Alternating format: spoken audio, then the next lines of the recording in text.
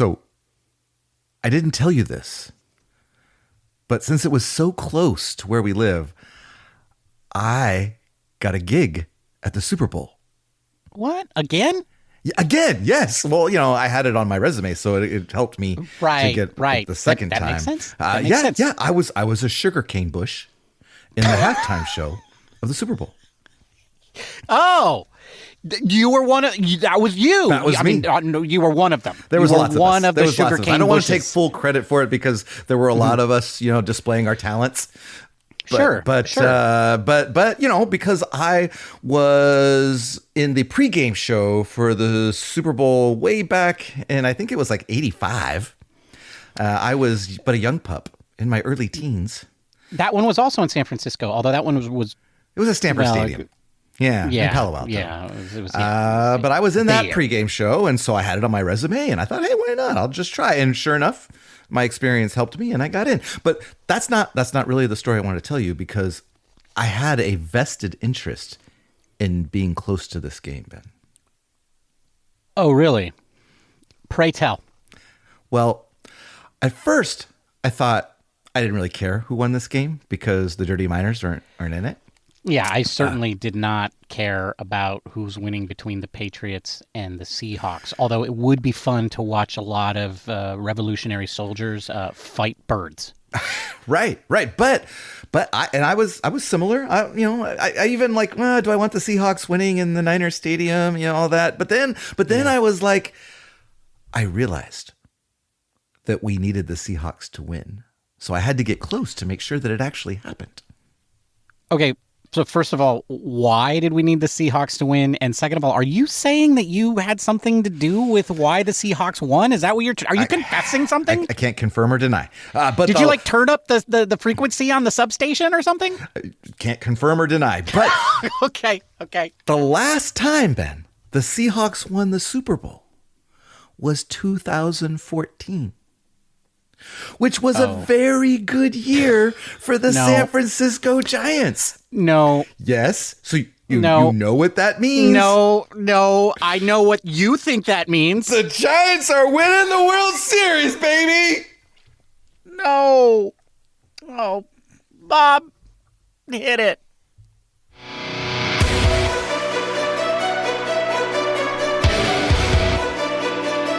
Welcome to Giant Cocktails, where the baseball is mid, but the cocktails are elite. Here are your hosts, Ben and Matthew Henry.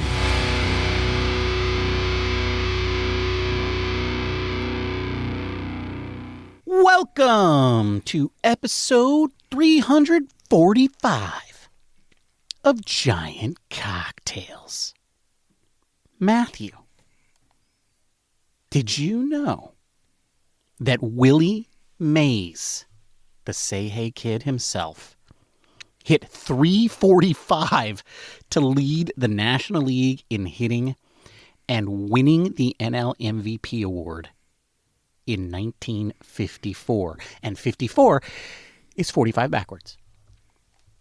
I did know that 54 was 45 backwards. I did know that. Yeah. I wouldn't have been able to tell you that Willie Mays hit 345 in 1954 because I wasn't born yet. But that is pretty cool that anybody hit 345 over an entire season. If you go back through the record books, Matthew, guys were doing stuff like this regularly. Sometimes like multiple guys in a season. Yeah, that's because there weren't relief pitchers. The mound was lower. They hadn't figured out how to make balls move all those ways. Nobody had ever heard of the term pitch shape. Yeah, balls were also really heavy. Like there was. I'm assuming. I don't know. Yeah. Lots of reasons. Yeah. Dead ball eras and all that. Yeah, lots of reasons. The dead ball era was like before 1919 or something. That's only like 40 years apart. So come on, it's close. Right. Okay. Enough with the banter. Let's talk cocktails. No, Bob, I thought that was great banter. I want to keep having the conversation about just inaccurate baseball history. It gets more and more inaccurate the farther it goes back. Yeah. And I want to hear Matthew say heavy balls and see how long I can go without saying anything in response. It's pretty talented of you, I must admit. What are you drinking, Ben? All right, fine. Bob, today I am drinking a cocktail that I am calling Passion Fruit Daiquiri number 2. And I will tell you what is in a Passion Fruit Daiquiri number 2 at the end of the show and why I made it. And it might have to do something with the holiday that's coming up that I really don't care for that much, but, you know, whatever. It inspired me. Anyway, that's what I'm drinking, Bob. Passion Fruit Daiquiri number 2. What are you drinking, Matthew? Bob, I am drinking a Cinnamon Toast Crunch Milk Punch. Yes, it's a lot to say. What the fudge packer? What? It's a milk punch. It's a very good cocktail. Fudge packer. All right, fine. Okay, finish whatever you were going to say. We're going to have words after this. Just finish up. Okay. I combine one of my favorite cereals with a really good cocktail and came out with a Cinnamon Toast Crunch Milk Punch, which I'll tell you all about at the end of the episode. Okay. Yes. That's not what you're supposed to be drinking, Mr. I think Alex is going to crack. I was hoping you would have forgotten about that. Would I ever forget about one of us having to drink a Negroni? Well, No. Again, I was hoping you would. Besides, I got excited about my milk punch that I made last week. And while they do, like, you can put them in the refrigerator and forget about them for weeks and weeks and weeks, and they'll still be fine. I didn't want to drink a Negroni. Don't make me drink a Negroni. No, you're going to drink a Negroni. You're going to drink a Negroni like a grown man. All right, next week. Next week I will drink a Negroni. Next week, yeah. And being excited about your cocktail is not a good reason to not drink it because you're always going to be excited about not drinking a Negroni. Okay? So that's not a good excuse. No, there's excited about not drinking a Negroni, and then there's excited about the cocktail that you've made. And that's a different level, and I was definitely up in that level. You shouldn't have been making another cocktail because you were drinking a Negroni. You called my name, Ben. It had to be done. Well, anyway, today is Sunday, February 8th, as we record this podcast. Lindsey Vonn broke her leg, and the Olympics are canceled. Oh, no, wait, no. What? Wait, Why? hang on. Turns out she was only one contestant. There were other women there too, and one of them actually won the gold medal. I think the media will eventually tell us her name. I think her name's Breezy, actually.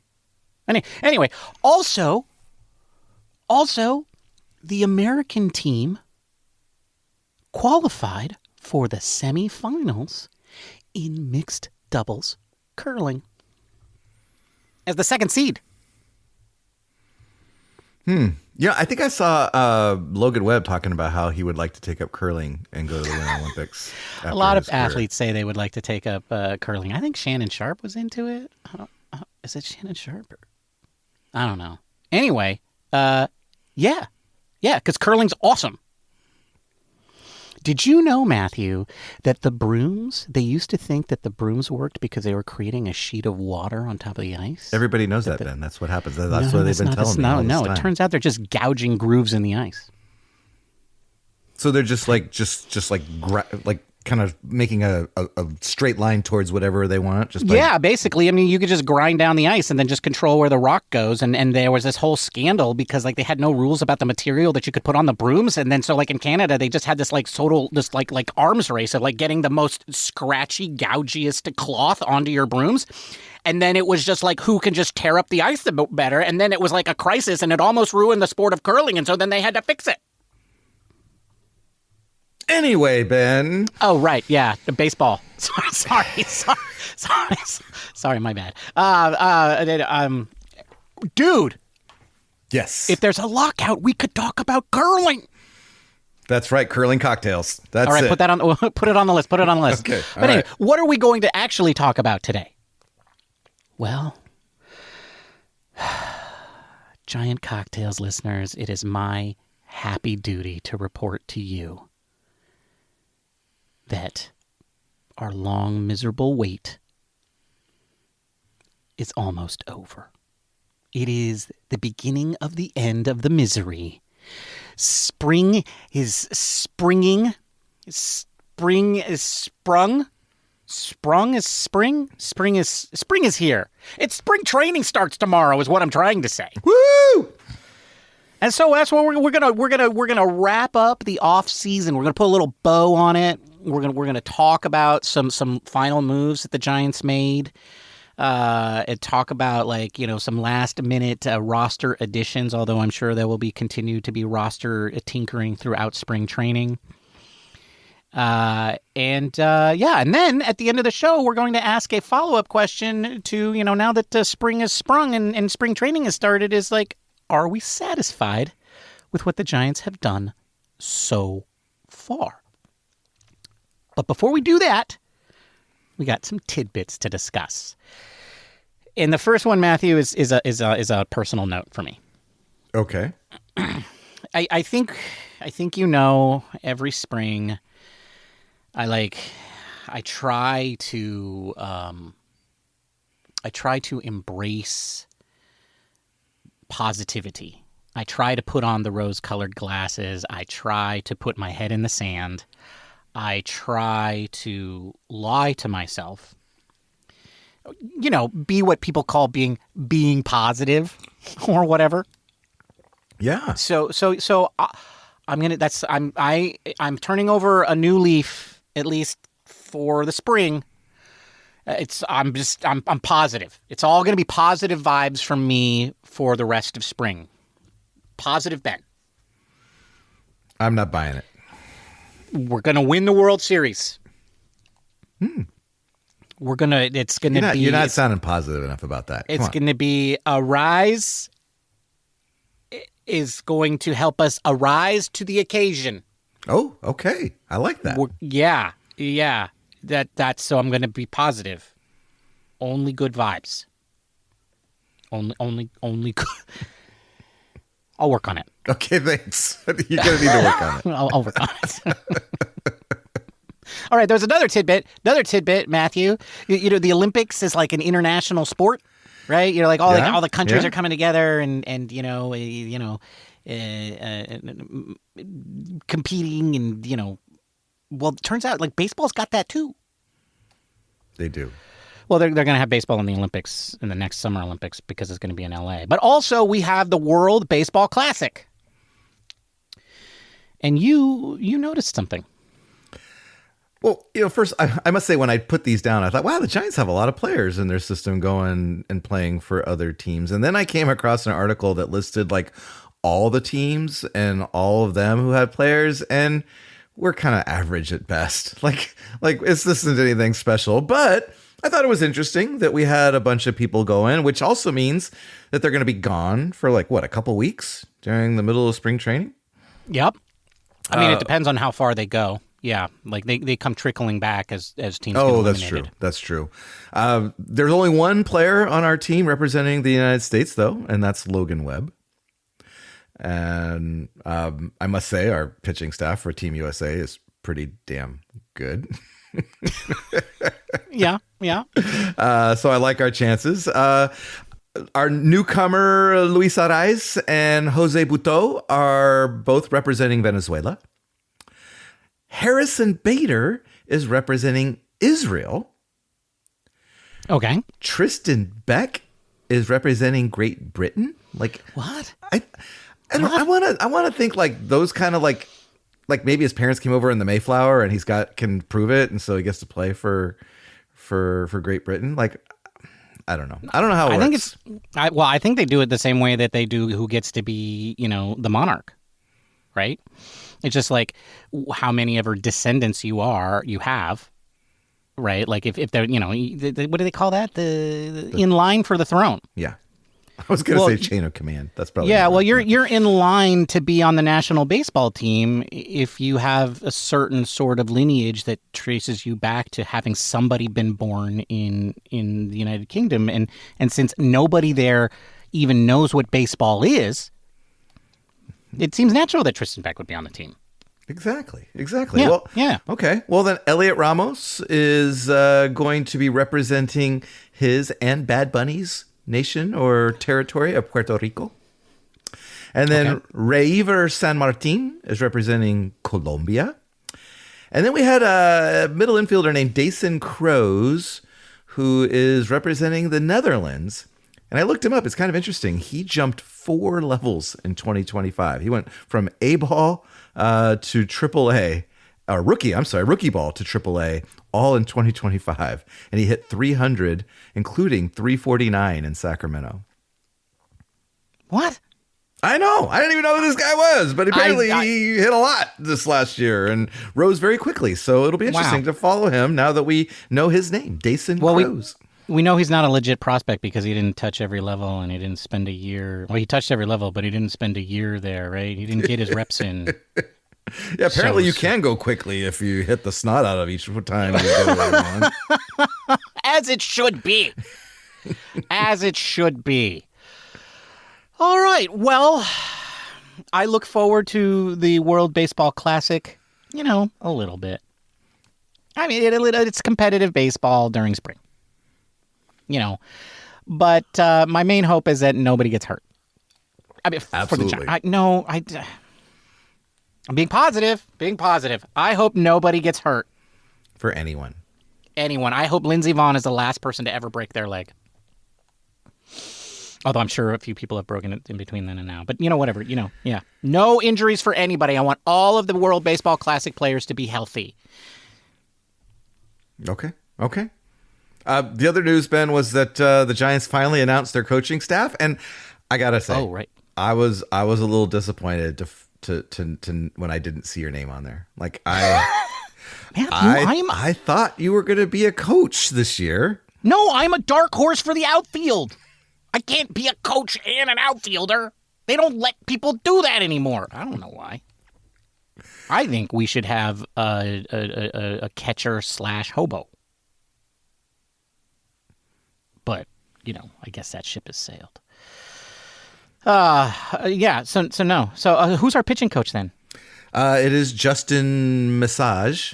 Okay. There were no surprises. All the guys' names that we heard the whole time were the ones that ultimately were named. Apparently, what the holdup was that Tony Vitello was trying to lure one more person onto his staff before they announced it, and they ultimately couldn't come to an agreement, and so they finally had to be like, "Okay, this is it." Well, they didn't offer me enough money. And I'll just leave it at that. Yeah. Well, All right. All right. Well, that makes sense. I'm sorry I held things up for so long. Okay. Matthew, spring has sprung. Not really. It's still deep winter, right? Like here in the Bay Area, we still the second half of our wet rainy season that may or may not come, right? Yep. But that's and the groundhog said more winter. Groundhog said 6 more weeks. Yeah. So yeah, we got but that. nonetheless, baseball has returned. The boys are in Florida and Arizona, which means the off season is over. So we have to wrap up a few things. The Giants had a surprise signing. Like, we thought they were done. Alex came on the show, talked about how the Harrison Bader signing was kind of like, finished the filling the holes that he saw the Giants have. Because we also heard that they had attempted to trade for middle infielders and didn't get anywhere with those. And so That's we thought, right. All right, Casey Schmidt. That's it. That's right. And yeah, I mean, Brandon Donovan ended up going to Seattle. Yeah. Well, good for those guys. Yeah, because again, the Cardinals didn't want what the Giants had to offer. Well, it took like a third team. It was like a 3-team trade to get him. Like, that was interesting. That's true. That is true. The Rays, I think, were involved. That's right. And so we thought it was going to be Casey Schmidt that's the front runner for second base. But then you send me a text message and it says the Giants sign 3-time batting champion Luis Arraez to a 1-year contract. Woohoo! I'm being positive. Are you excited, Ben?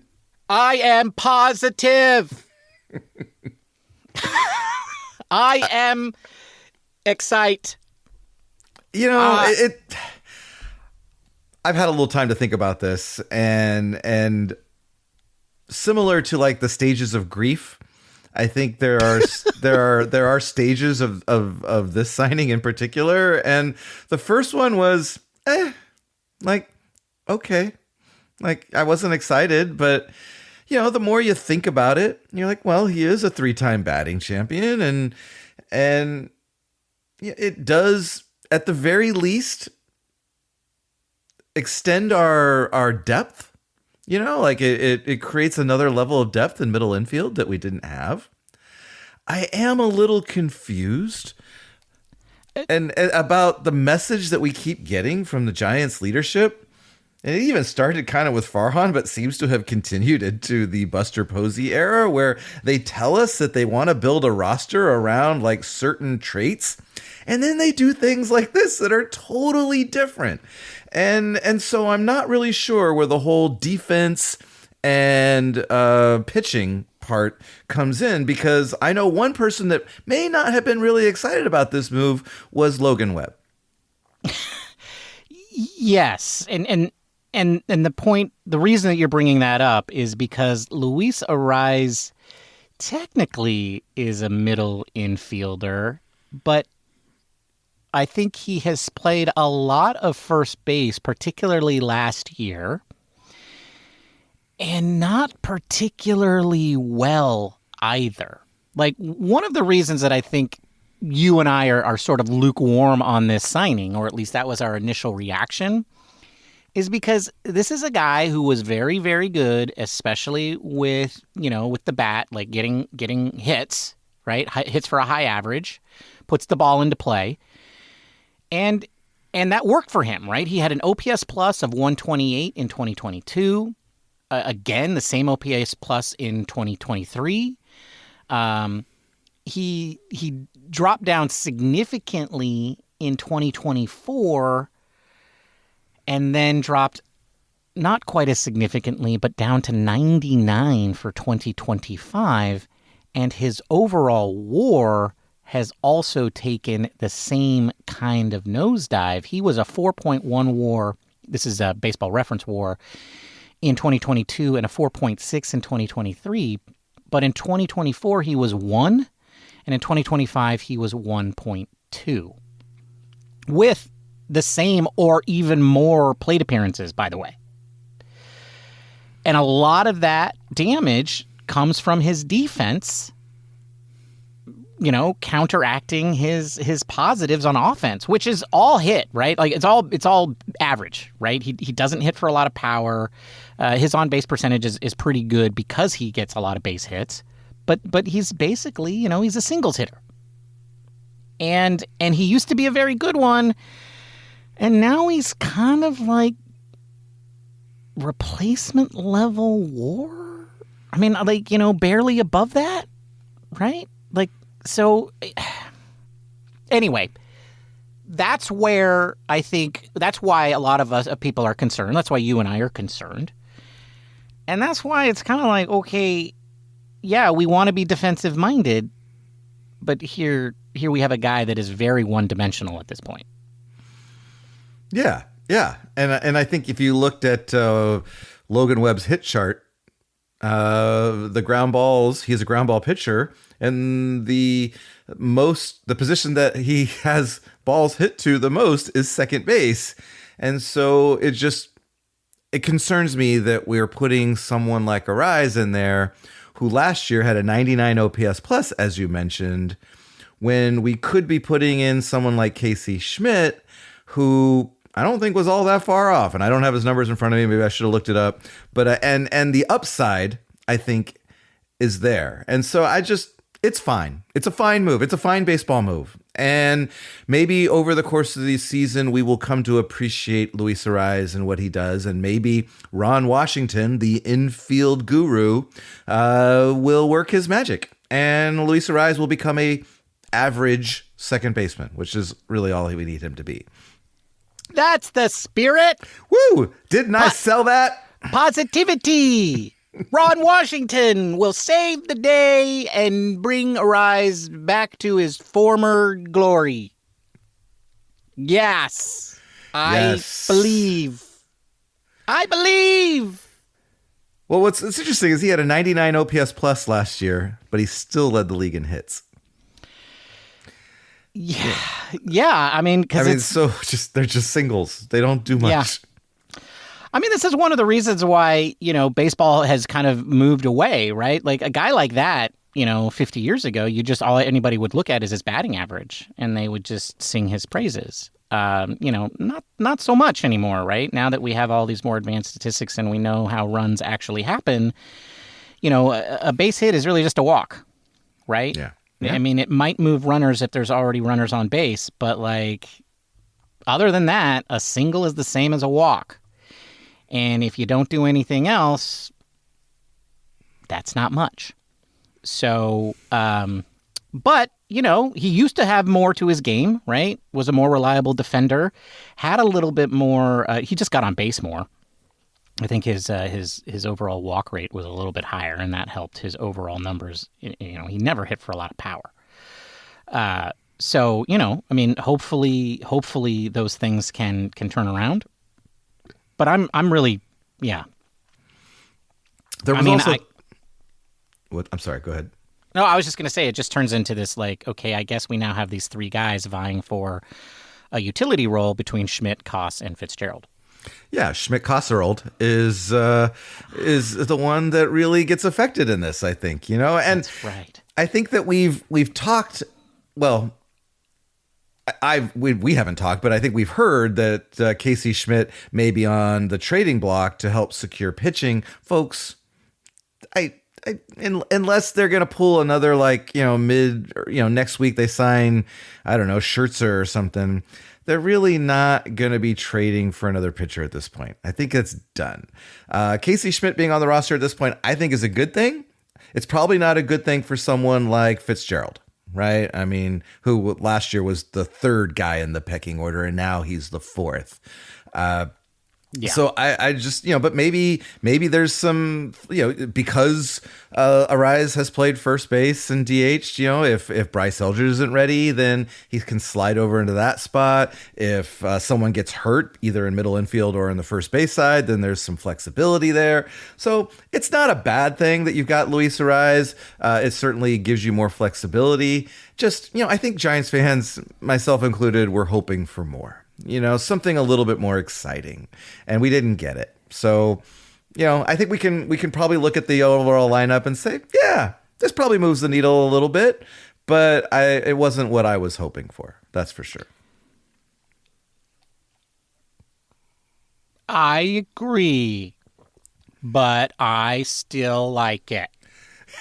Oh man, this is killing you being positive. God, this is so hard. Come on, man. Ben, I like that each year that you try to turn over a new leaf. I do. I appreciate that. But I think our listeners would agree with me when I say we just want you to be you, Ben. Yeah. Okay, look, sign number one that this is not a good signing. It's a 1-year deal for a former 3-time batting champion who's 27 years old. Okay, what does that tell you about this signing? Okay, this is not moving the needle. What? Where? Moving the needle how exactly? And also, infield depth? It's improving our depth? The guy is a liability in the infield. How does it? It looks good to me. I like it. Oh, Ben, you're right. He did have, apparently he had some multi-year offers, but that they were to play first base or DH. And he specifically said that he wanted to sign with a team that was going to let him to play second base. And the Giants were that team. So I think that's the part that we really need to understand is that the Giants have committed to him playing second base. So I don't think we can actually expect there to be anything else unless he really, really, shirt balls the bed, because they've signed him to this contract. And I mean, it's 1 year. So I guess if it doesn't work out, they can, they don't have to worry about hurting his feelings. But at the same time, it definitely helps the offense. So I'm going to go with that. Well, that's the spirit, Matthew. I don't want to talk about this anymore. Let's move on. Okay. So, yeah, we got some. What are those guys? Those guys. The hopefuls, Ben. The guys that are like still clinging to the dream. Right, like me.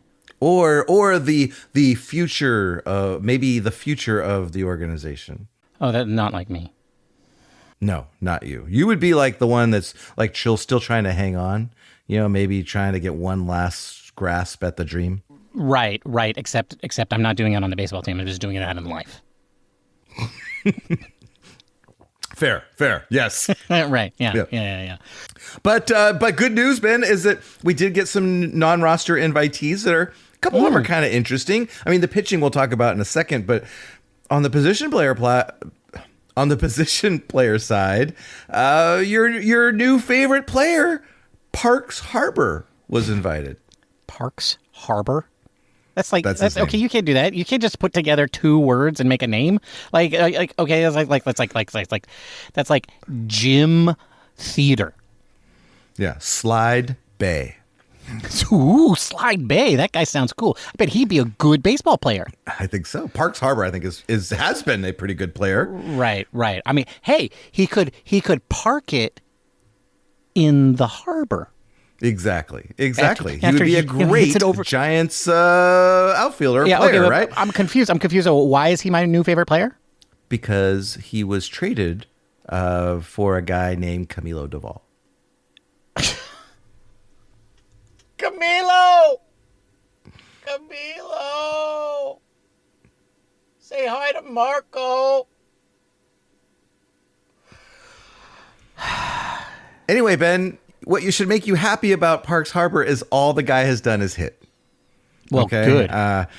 He hit last year. He hit 312 in A and high A ball, and then after the trade, he hit 333 for Eugene. Okay, so he is a corner infielder, like he's listed as a third baseman, first baseman. So clearly, he's going to need to get comfortable in the outfield. But I'm kind of curious about this guy. Let's see who we got in one Parks Harbor. Well, I definitely want to see everybody that we got for Camilo, for sure. A side note, notice that the city of Eugene has a person's name as its name.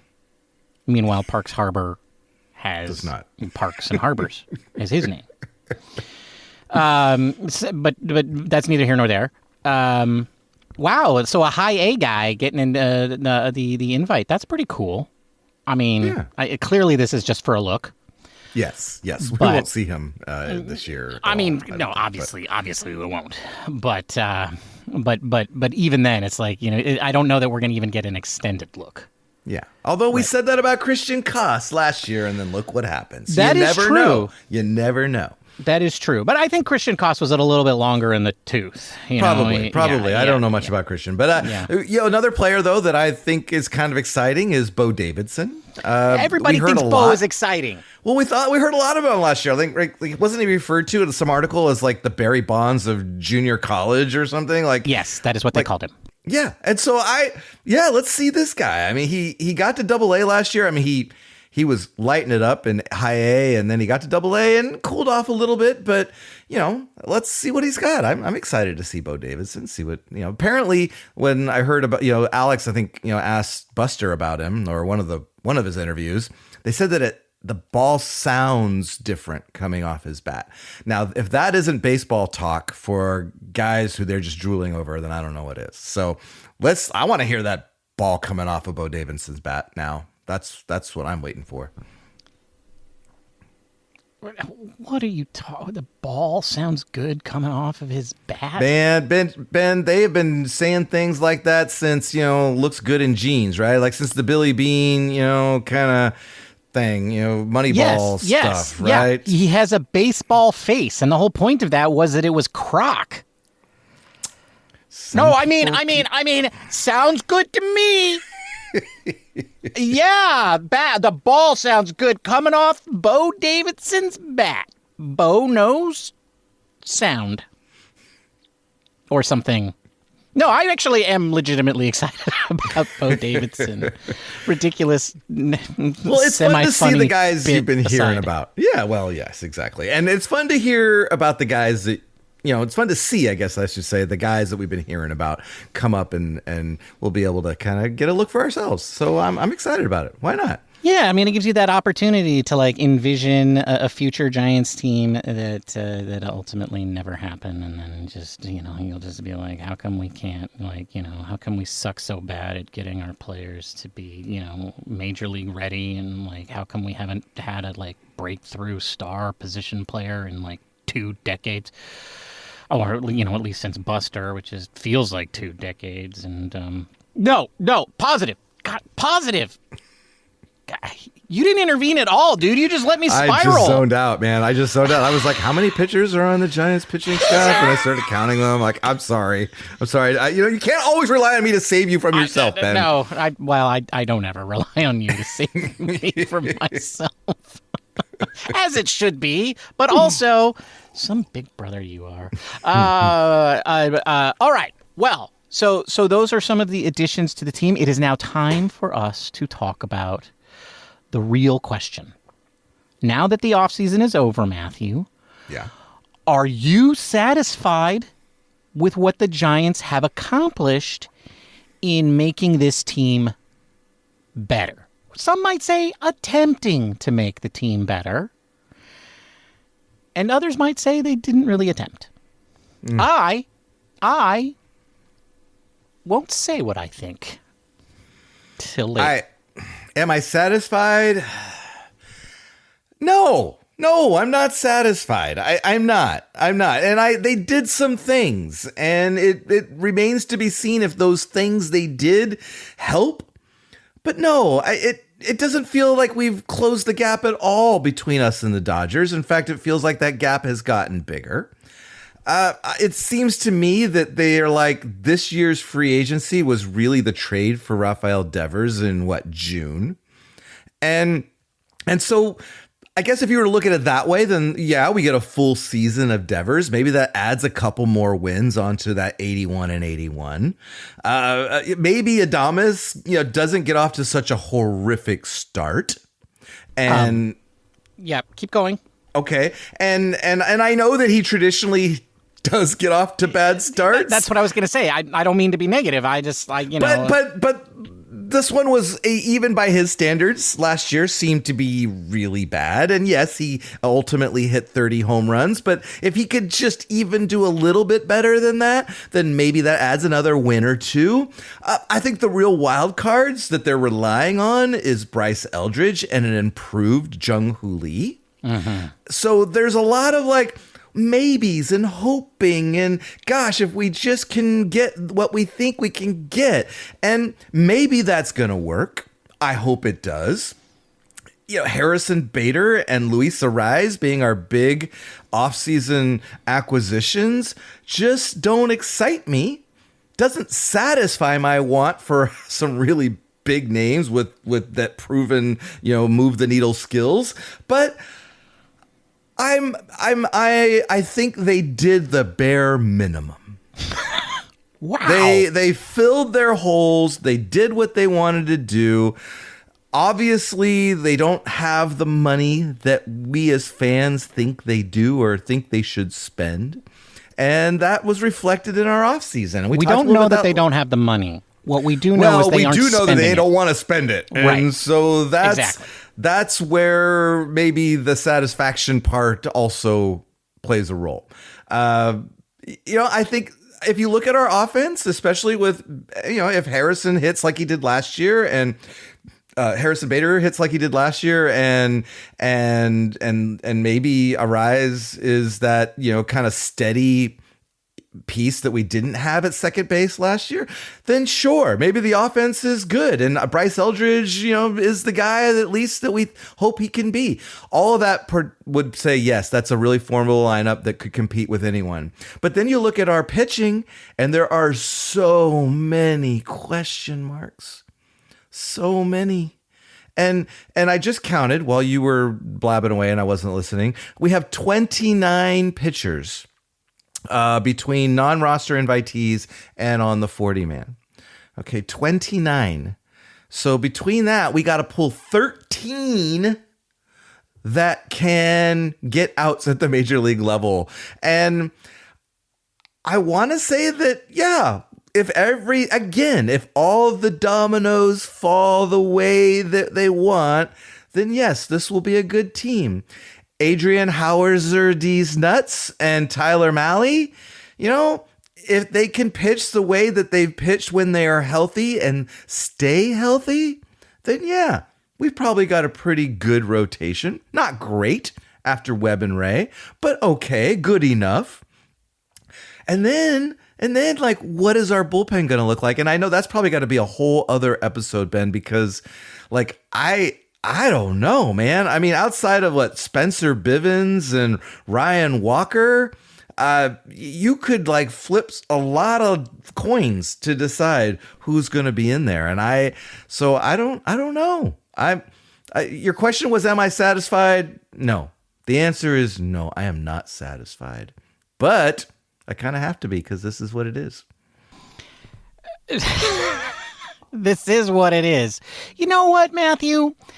I think it's gonna be fine. It's gonna be fine. This is fine. Look, nobody knows who their middle relievers are anyway. And I don't mean like teams go into the season not knowing who they are. And I think many of them do that. I mean, most fans don't even know who the bad part of their bullpen is. Right? They couldn't name them. I mean, I see a name on here. What is this? Matt Hergis? Oh, no, wait, that's Sam Hentges. Okay, never mind. I see a lot of names on here that I recognize. Sure, yeah. I mean, they're fine. Some of them I've seen get outs. No, but I agree with you. Like, let's just run through the names really quickly. I'm just going to say them all quickly. Okay. Some of these are like studs and established, and we're going to start with those guys. Okay. But I'm just going to list them all off. All 29 or 30. Logan Webb, Robbie Ray, Landon Roop. Exactly. Adrian Hauser, D's Nuts, Tyler Malley, Hayden Birdsong, Trevor McDonald, E-I-E-I-O, Carson Seymour, Carson Wisenhunt, Blade Tidwell, Keaton Wynn, Tristan Beck, Spencer Bivens, JT Brubaker, side note, not an old car name, Jose Buto, not Butto, Jason Foley, Matt Gage, Sam Hentges, Eric Miller, Joel Peguero, Ryan Walker, and then we have a few non-roster invitees whose names I'm not going to say, but there's some interesting names even in that group. Some of these names I can't pronounce, and that's mainly why I'm going to do it. Why I'm not saying them. But I mean, like, so lots of names that we all know. We've all heard about these guys for years. I mean, a few of those guys are established, right? We're glad that they're there. But for the most part, it's like you said, a lot of question marks, a lot of like, okay, which is, I mean, that's kind of where my positivity is sort of peaking. Okay, I guess we'll see. And that's, I mean, it's kind of. I do know, yes. Yeah, that's what we have here. That's what we have here. We have a lot of, we'll see. Okay. Well, and what strikes me is that last year, especially in the rotation, right, there was this commitment to the young guys, right? We were gonna roll with the young guys, and so as a result, I was looking at it. They're outside of that five. Well, you mentioned Webb, Ray, Roop, Howsey Nuts, and Mali as the projected rotation, and then you got quite the group of starters who have made starts for the Giants or another team, including Hayden Birdsong, Trevor McDonald, Carson Seymour, Carson Wisenhunt, Blade Tidwell made starts for the Yankees, Keaton Wynn, and Tristan Beck. All of them have made starts for the Giants over the last 2 seasons. So those are all guys now that I'm hearing some of them could start in the bullpen. But of course, you want some of these guys to be like stretched out and ready to take the place when Tyler Mahle inevitably blows up, right? Or Landon Roop, who we love, who has a tender elbow last year, could re-injure himself. So there's so many unknowns and so many like what ifs that it really is a crapshoot this year. And I don't feel confident about it. I do feel like there's some hope, but you hate to go into a season just on hope, right? Don't you want a little confidence to go along with that? Don't you? I mean, you seem to manufacture it out of thin air every year, so I'm not really that concerned about it for you. By the time we get to spring training, you're going to be all like, they're going to win 80. At the end of spring training, you're going to be like, they're going to win 88 games, and I'm very confident about it. And then you're going to have a couple of cocktails, and you're going to bump it up to 90. Like, this happens to you every year. So I guess my answer to that is no. You are fueled on hope alone all the time. Not just hope. You forget that the Seattle Seahawks won the Super Bowl. Yeah. Hope. 2014 all over again, right. baby. Yeah, no, it's happening. It's happening. Yes, I agree. No, but I get your point, which is, it's going to be an interesting spring, Bryn. Spring has sprung, and we get to kind of just roll along. Like if you've got allergies, watch out, because there's going to be a lot of like pollen in the air. You know what I'm saying? Yeah, I agree. I think you said there's 13 spots. I feel like only 7 of them are semi nailed down, right? And Agreed. Let's assume that Hauser and Mahle are the 4th and 5th guy, and then I guess Walker and I don't even know Peguero. Like, I don't even know who's a sure thing in the bullpen. Walker, like I look Ryan at this Walker, list. Spencer Bivens. He started the year. He was him and Ryan Walker were the only 2 players that were the entire year were in the bullpen last year. Yeah, so that's true. I gotta feel like they're as much a lock as anyone to be. Well, Walker for sure. Day. I think Bivens not quite as much, but at this point, yeah. And those are your only 2 locks in the bullpen, and so you've got 4 more spots. The 6 more spots amongst all of these guys, and like it's anybody's guess is as good as anybody else's as to who's going to end up being in the bullpen, and that just doesn't feel like a plan to me. Well, I think that there are definitely going to be some roles that are going to emerge that we're not expecting. And, of course, there's some left-handers in there that are going to be like Eric Miller and Sam Hentges and I think Matt Gage. I mean, those 3 guys, you're probably not going to have all 3, in the bullpen. But the 2 of them at least are going to be there. And so, it's just, it's interesting. And the non-roster invitees that you had mentioned that you didn't want to mention, I mean, there's some interesting names in there. Former first-round pick Will Bednar, who's kind of struggled in a starting role, but can throw gas apparently now, and maybe he finds the strike zone. You got former Rookie of the Year Michael Fulmer. It's just, these are guys that, again, are like trying to hang on or trying to improve themselves. And seems like some guy from the non-roster invitees always kind of like emerges. So maybe one of these guys will be old friend Gregory Santos. Maybe he kind of comes back. Who knows? Gregory Santos. Wow. he's had a journey. Yes. Since he and Camilo came up together. And we're both in the bullpen together back in 2001. I will say this, like going back to the list of the names that we know, like there's names in here that have been very good, right? Like I know Eric Miller is a little bit of controversial because like some of his numbers, his underlying numbers were not as nice as people would like. But Joel Peguero, of course, was very, very good. Matt Gage had certainly some moments. And so, I don't want it to sound like I don't like any of these guys. Buteau also was very good for the Giants after the trade. So I don't want to say that, like, I think all of these guys are bad. It's just that, like, there's just...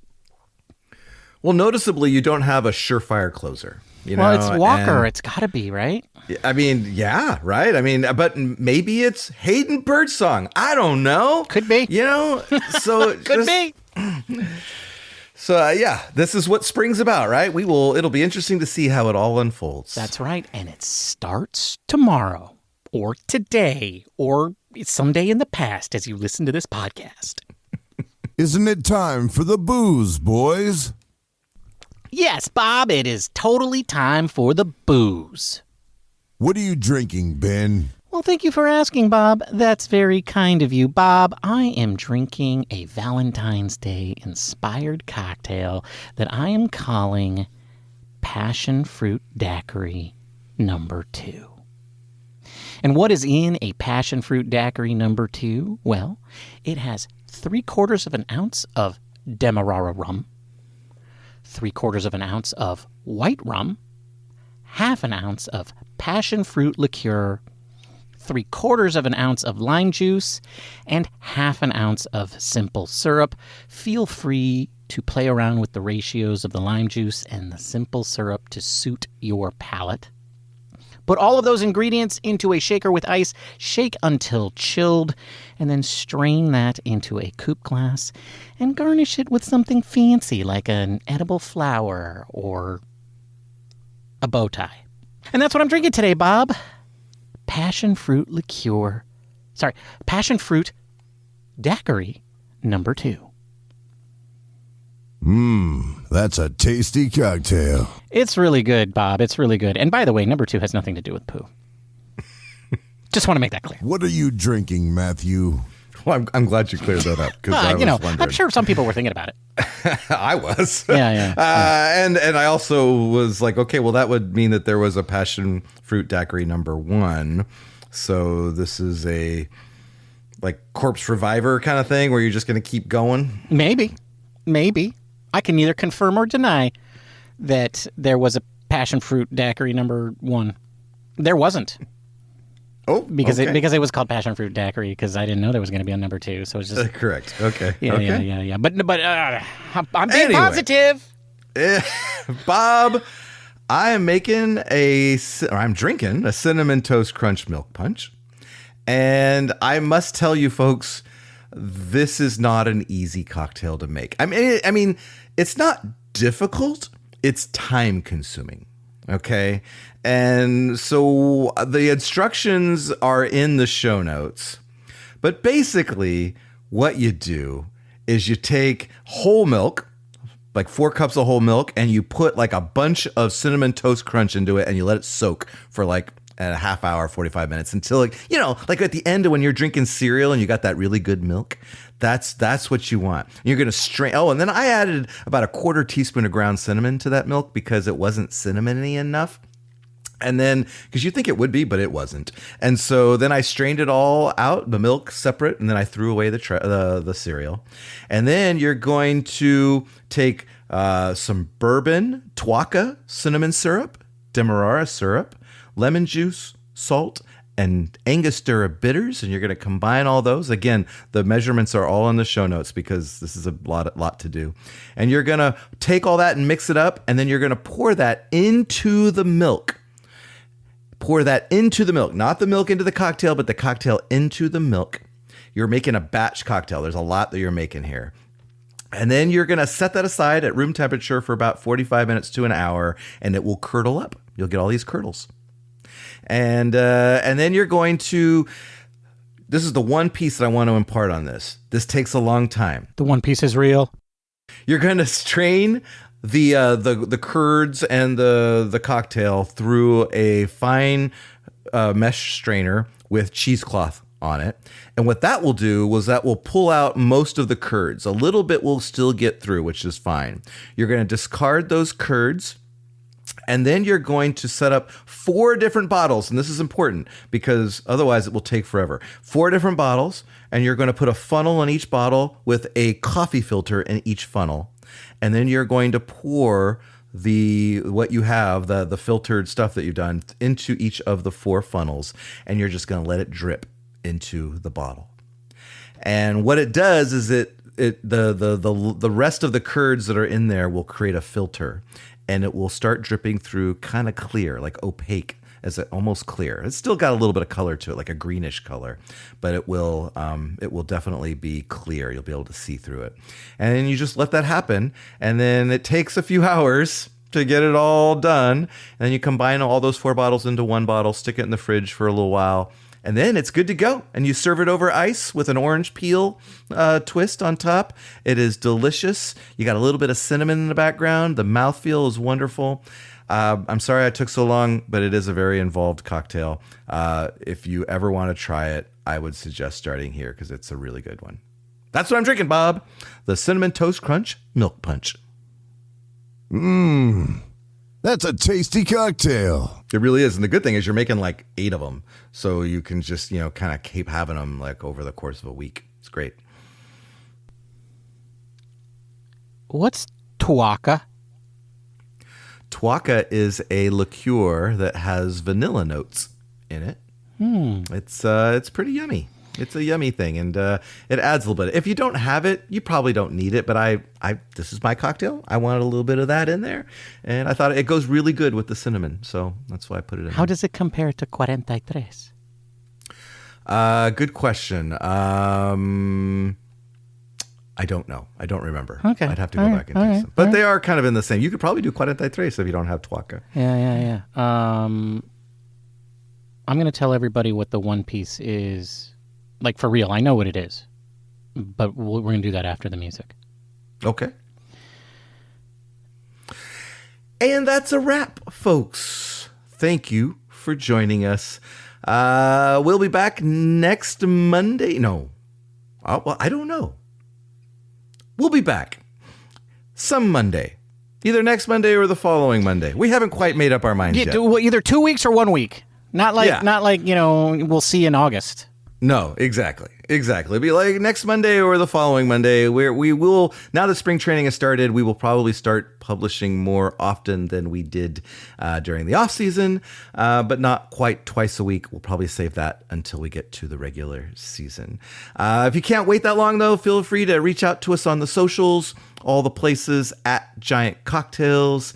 You can also remember you can listen to us on YouTube where you can leave comments and subscribe and do all that. Most importantly, leave us a positive review on your podcast platform of choice.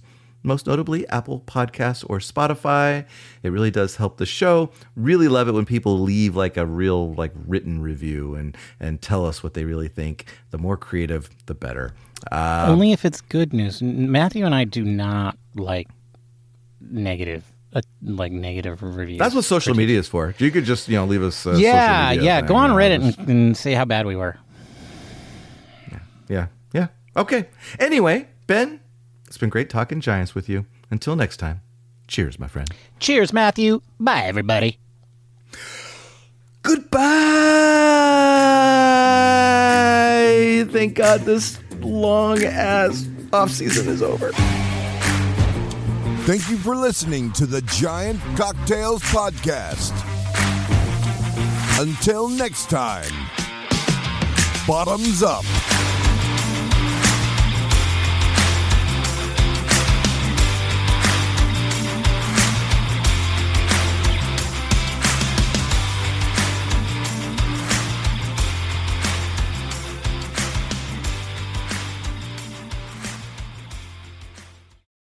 What was longer, Matthew, the off-season or your description of how to make that impossible cocktail? That's a fair assessment. Probably I'm still going to say the off Yeah, season. agreed. That I was kind of into it, what you were saying. Although I don't know if you could have seen me. I was doing all sorts of like. Yeah, you were I was a little distracted by it. Yeah. Oh yeah. I was going to tell everybody what the One Piece is. Okay, folks. Look, we all know the One Piece is real. Yada yada yada. We know that, right? Okay, blah. Obviously, right? I know what the One Piece is, and I have never said it here because this is really the only place that I can say it that it might actually get out into the world. And I don't see a lot of other people saying this, but it seems pretty obvious to me. It's the hat. The hat. Like, Luffy's hat is the One Piece, okay? Like, whoever has that hat is the greatest pirate in the world, okay? The Straw Hat Gang, like just look at the lineage. It's the hat. The hat is the One Piece. You heard it here first. What do you think, Matthew? I don't even know what you were talking about. I'm asking chat. It's not going to agree with me. Because it doesn't know. Because it's not out there yet. It's tied to fan theory tied to the main character, Monkey D. Luffy. Luffy. Okay. Luffy's straw hat isn't just fashion. It's basically the symbol of the entire series. Exactly. That's exactly right. The Straw Hat Gang. Okay. When they overthrew the government in Nepal, okay, you guys remember the flag that people were flying? It was like skull and crossbones, and a guy and the skull and crossbones was wearing a little straw hat. That is the sign of the Straw Hat Gang or of Luffy's pirates. That hat is the One Piece. It's so powerful, it made it into the real world and it overthrew real governments, okay? So, like, it's the One Piece. And sure, they might change it now because we figured it out, and so they're going to make it something else, kind of like Game of Thrones beak bull crap. But whatever, it's the hat. It's the hat. Case closed. Chat says, Ben's just flexing his nerd credentials. You should tell him you heard the treasure is actually a giant bottle of pirate rum and see how fast he corrects you. Well, Chat's an idiot because if you told me that the treasure's bottles of rum, I would say that sounds awesome.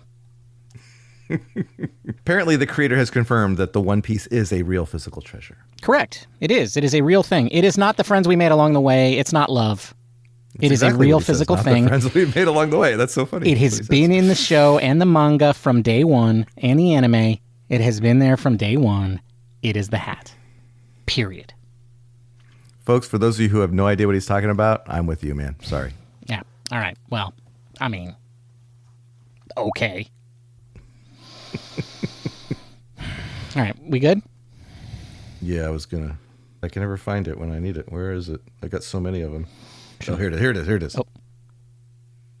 Like and subscribe, people. And then tell them Bob sent you.